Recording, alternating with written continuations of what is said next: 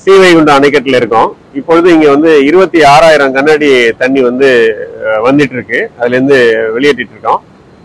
ஆக்சுவலா வந்து திருநெல்வேலி மாவட்டம் மற்றும் தென்காசி மாவட்டத்துல அதிக மழை பெஞ்ச காரணத்தினால அங்கிருந்து 55,000 கனஅடி தண்ணி வந்து இப்பொழுது சித்தமல்லி அணைக்கட்டு பகுதியில வர்றதா தகவல் வந்திருக்கு.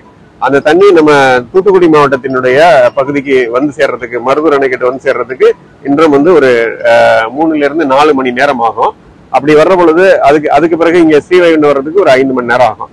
ஒட்டுமொத்தமான இந்த நேரத்துக்குள்ள அப்ப வர்றப்ப நம்மளுக்கு அதோட சேர்த்து சித்தாறு அப்படின்னு சொல்லக்கூடிய குற்றாலம் பகுதியிலிருந்து வரக்கூடிய சித்தாறு பகுதியிலிருந்தும் ஒரு 20,000 கனஅடி தண்ணி நம்மளுக்கு வர்றதுக்கு வாய்ப்பு இருக்கு. எனவே அங்கிருந்து வரக்கூடிய சர்ஃபேஸ் ரன் ஆஃப் எல்லாம் சேர்த்தோம்னா ஒரு 70,000 கனஅடிக்கு மேல தண்ணி வந்து நம்ம தாமிரபரணி ஆற்றுல தூத்துக்குடி மாவட்டத்துல வருவதற்கான வாய்ப்புகள் அதிகமா இருக்கு. எனவே வந்து இது ரொம்ப அபாயமான ஒரு சூழல்.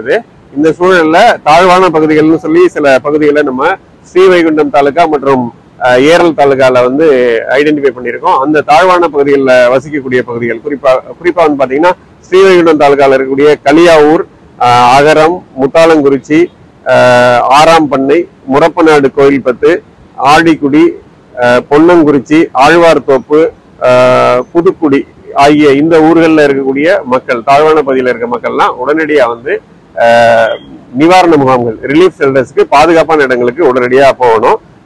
இதே மாதிரி ஏரல் தாலுகால இருக்கக்கூடிய கீழப்பீடாகை கஸ்பா, மங்களங்குறிச்சி, ஏரல் டவுன் பஞ்சாயத்து மற்றும் உமரிக்காடு, முக்காணி, பழைய காயல், புல்லாவெளி, ஆதிநாதபுரம், ஆழ்வார் திருநகரி, அழகிய மணவாளபுரம், பால்குளம், கேம்பல் பாத்து, தென் திருப்பேரை,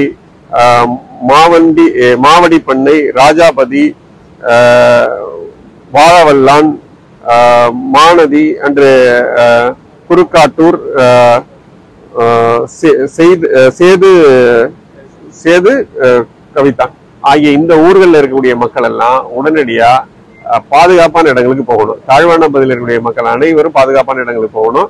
ஏன்னா 2023ஆம் ஆண்டு வந்த ஒரு பெரிய ஒரு வெள்ளத்துல பாதிக்கப்பட்டிருக்கக்கூடிய மக்கள் எல்லாம் வந்து இப்பொழுது நிலைமையை உணர்ந்துட்டு உடனடியா வந்து ரிலீஃப் சென்டருக்கு போகணும்னு நான் வந்து மாவட்ட நிர்வாகத்தின் சார்பாக கேட்டுக்கிறேன்.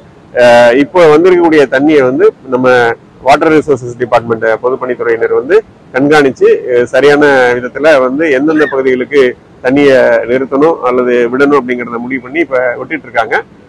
இந்த வெள்ள அபாய எச்சரிக்கை அனைவரும் வந்து சீரியஸா எடுத்துக்கிட்டு யாரும் வந்து இந்த நீர்நிலை பகுதிகளுக்கு போக வேண்டாம்.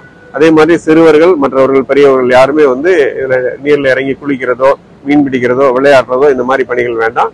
இப்பொழுது வீடுகளில் இருக்கக்கூடிய மக்கள் வெள்ளம் வரும் அப்படின்னு சொல்லி எதிர்பார்த்துட்டு இருக்கிறதுக்கு முன்னாடியே நம்ம போயிடுறது நல்லது. இன்னும் நம்மளுக்கு ஒரு 3 to 5 மணி நேரம் டைம் தான் இருக்கு. அந்த டயத்துக்குள்ள நம்ம பாதுகாப்பான இடங்களுக்கு போகணும் என்று அனைவரையும் நான் கேட்டுக்கிறேன்.